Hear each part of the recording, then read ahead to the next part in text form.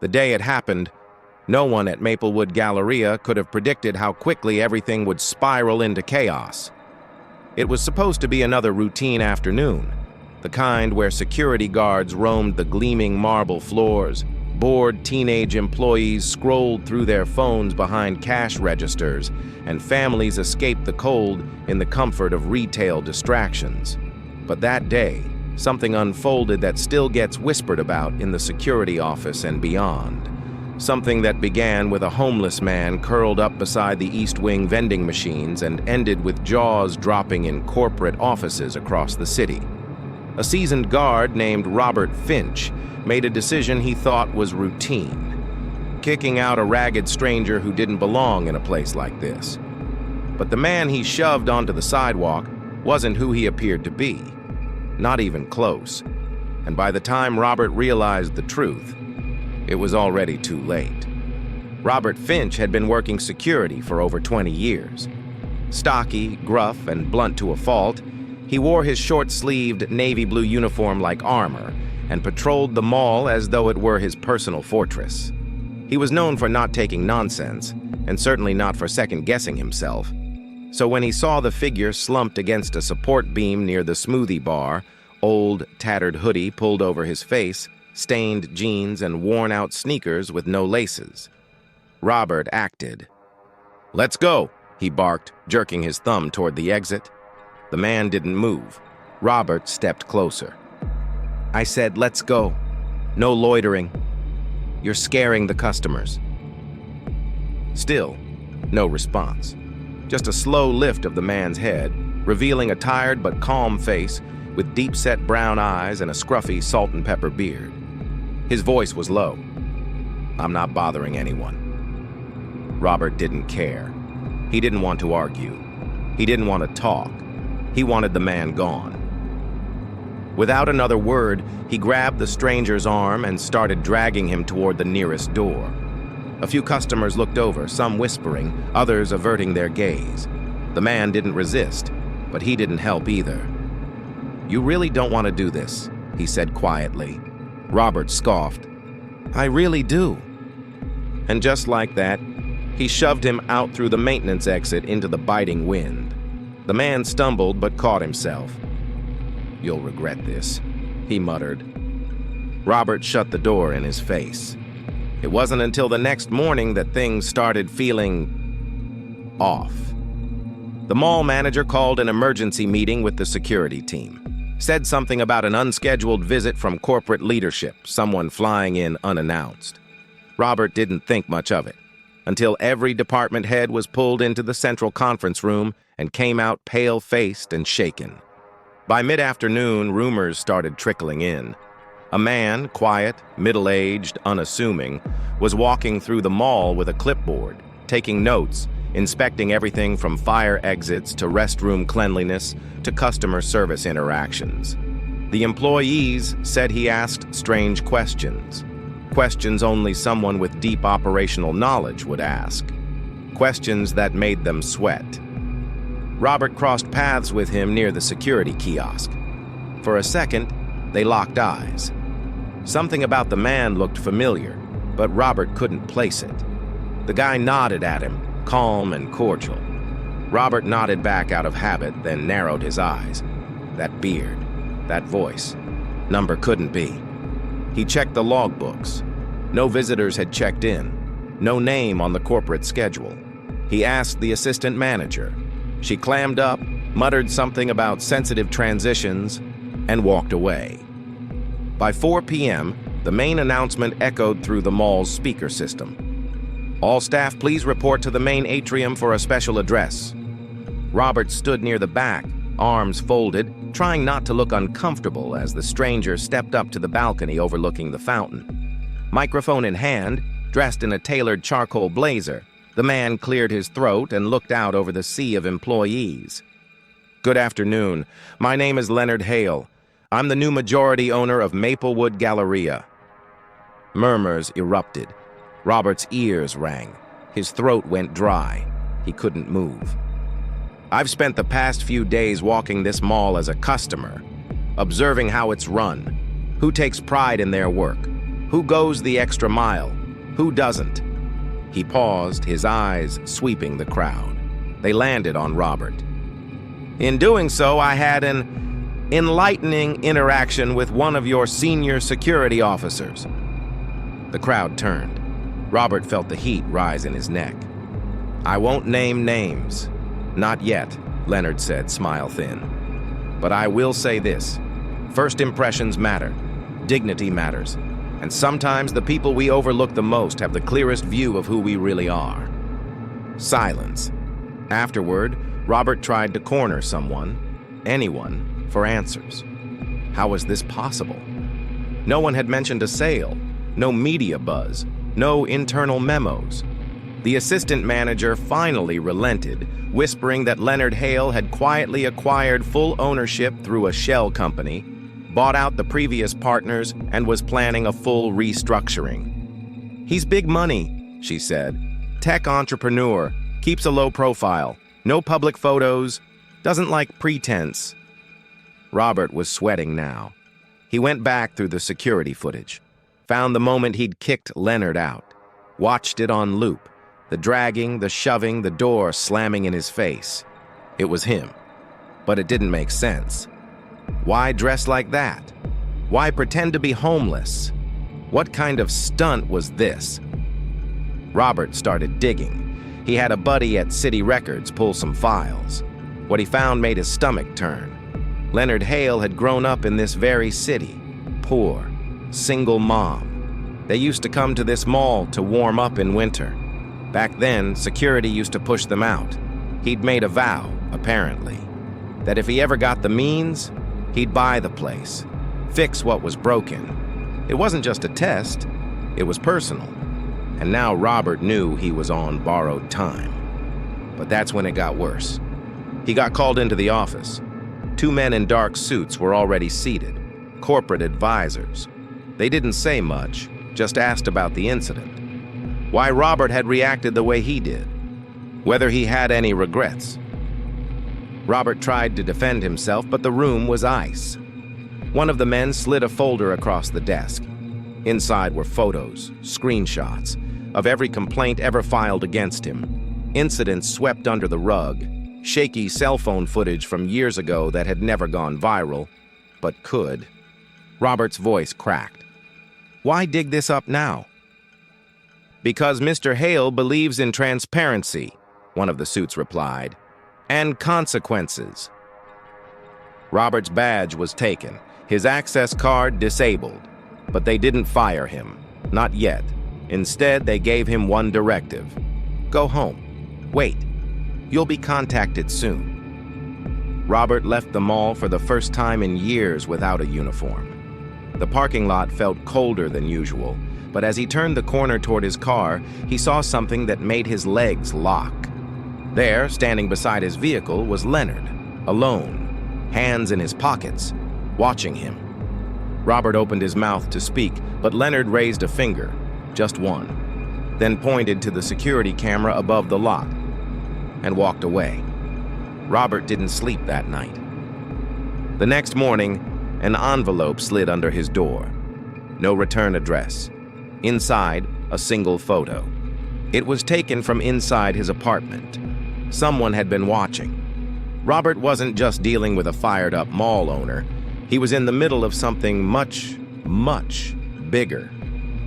And he was starting to realize maybe he wasn't the only one being tested. The envelope on Robert Finch's coffee table hadn't moved, but it felt like it was breathing. He sat in the shadows of his tiny apartment, back pressed into the sofa, fists clenched. That photo, taken from inside his own home, glared up at him like a curse.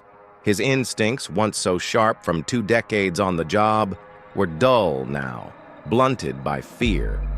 It didn't make sense. None of it did. Kicking out a man who looked like a vagrant had spiraled into a nightmare he couldn't wake from. But deep down, Robert knew this wasn't about the mall anymore. This was something else, something dangerous.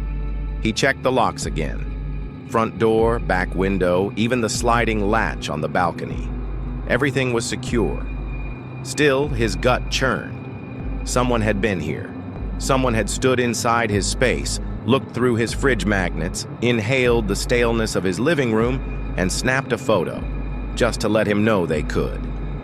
The phone rang. He didn't recognize the number, but something told him to answer anyway. "Robert Finch," a calm voice said. "You have 1 hour. Downtown. Apex Tower. Conference room 47B. Click." He barely had time to think. He threw on a coat, grabbed his keys, and was out the door in minutes.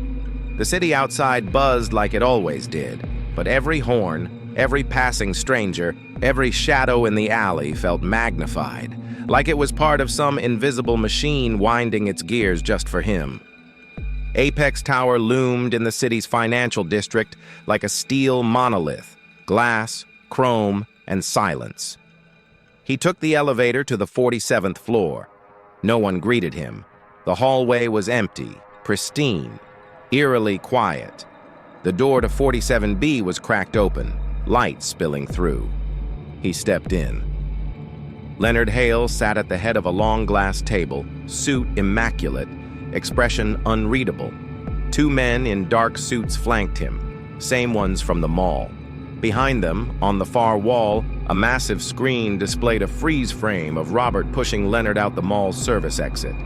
Robert sat without being asked. He had no fight left in him. Leonard leaned forward, folding his hands. "You're probably wondering why you're here."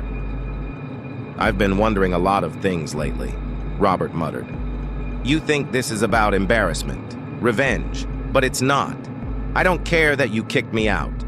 That part was expected, predictable. I wanted to see who ran my mall like a kingdom of concrete, and I found you." Robert's voice was hoarse. "Why me?" "Because you're the symbol of everything that's gone wrong in this city. You patrol public space like it's private. You judge people by how they smell, how they dress, whether they fit in with your worldview. That's not security, that's suppression. I was doing my job. Number. You were doing your version of the job, the kind that lets people fall through the cracks." Robert stared at the floor. Leonard gestured, and one of the men in suits handed Robert a tablet. "Take a look." On the screen were files, dozens of them, photos, reports, handwritten notes, pages and pages of documented interactions Robert had with people he'd removed from the mall over the years. Teenagers, panhandlers, struggling mothers, disabled veterans. Many of them had gone on to file quiet complaints, all of which had been buried. Some had even recorded the encounters. One file had a red tag that read, "Incident under review, civil action pending." "What is this?" Robert whispered. "Patterns," Leonard said simply. "We had a private firm dig into your history. What we found was troubling." "So what now?" Robert asked. "You gonna sue me? Put me in jail?" Leonard stood and walked to the window, staring out over the skyline. "Number, that would be too easy. Too neat. I don't want retribution. I want redemption." Robert frowned. Leonard turned, expression sharp now. "You're going to help me build something better, from the inside. You're going to take part in the reformation of this mall's security culture, starting at the ground level.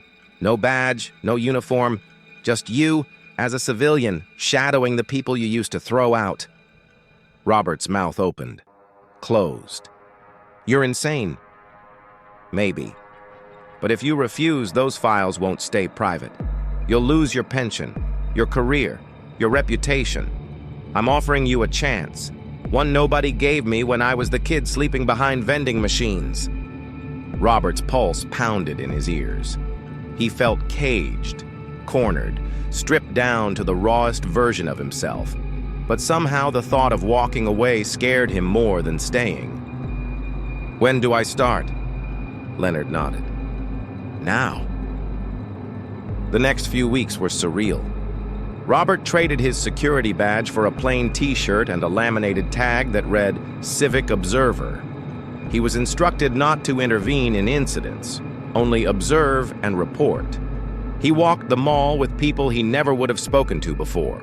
Community organizers, mental health advocates, even a formerly homeless man named Micah, who now worked with at-risk youth. They saw things differently. They noticed signs he never did. How a person hugged the wall because they were afraid of being noticed. How someone lingered by a food stall just to smell it, not buy anything. It made Robert feel blind. And then came the day he saw her. A young girl, maybe 19, pacing near the escalators. Skinny, nervous, hands stuffed in a threadbare jacket. She wasn't causing trouble, but mall security was already circling like vultures. One of the new hires radioed it in. "We've got a possible loiterer in Section 3, female, early 20s. Robert felt something click in his chest. He stepped forward against orders. "Don't!" Micah warned. But Robert didn't stop. He walked straight up to the girl, lowered his voice, and asked, "You okay?" She flinched, but nodded. "I'm waiting for my brother. He said to meet him here. I don't have a phone." Security was still approaching. Robert turned and stood between her and the guards. "She's not loitering," he said. "She's waiting for someone." The guards hesitated. One recognized him. "Finch? I thought you were out." "I'm back. Kind of." They moved off. The girl looked at him, eyes full of questions and relief. It was small, but something shifted in Robert that day. For the first time, he didn't feel like he was just enforcing rules. He felt like he was protecting someone. Later that evening, Leonard called. "I heard what you did. You disobeyed protocol." Robert sighed. "Yeah. Good." Months passed. The mall changed. Gone were the hostile loitering signs. New benches were installed near food courts for resting, not just shopping. Community events brought in local artists and musicians. A job booth was added near the old fountain, offering on-the-spot interviews for struggling applicants. Robert helped design a new de-escalation training program for the incoming guards. He wasn't security anymore. He was something else. A bridge, maybe. He didn't expect forgiveness, but he was starting to understand atonement. One evening, as he was locking up the last of the observation files, Leonard approached him in the now empty security office. "I owe you an apology," Leonard said. "I pushed you hard, tested you, probably crossed lines." Robert shrugged. "You had every right. No one has the right to mess with someone's life like that, even if they think it's for the greater good." They sat in silence for a moment. "You know," Leonard said, "when I first started buying up property, people thought I was just trying to make a name for myself. But I was just trying to reclaim space. Space people like you made feel unsafe." Robert nodded slowly. "And now I'm just trying not to become the thing I hated." They shared a rare, fragile smile. And then Robert's phone vibrated. Unknown number. He picked it up. No voice. Just breathing. Then a distorted whisper. "You think you're done? You have no idea what you're standing in." Click. Robert looked at Leonard. "What was that?" Leonard's smile faded. He took the phone from Robert, stared at the screen. "That's the number I used to buy the mall," he said slowly. "And I haven't used it since the day I closed the deal." A chill crept up Robert's spine. "Then who the hell just called me from it?" Leonard didn't answer. Suddenly, the office lights flickered. The computer monitors all turned black. Then, one by one, they lit up with a single image. A photo. Robert, Leonard, the girl near the escalator, Micah. Someone had been watching all along. "Looks like," Leonard muttered, eyes narrowing, "we just opened a door neither of us meant to." Outside the office, every screen in the mall flickered to static. And then the doors slammed shut. The building locked from the inside, and a countdown began.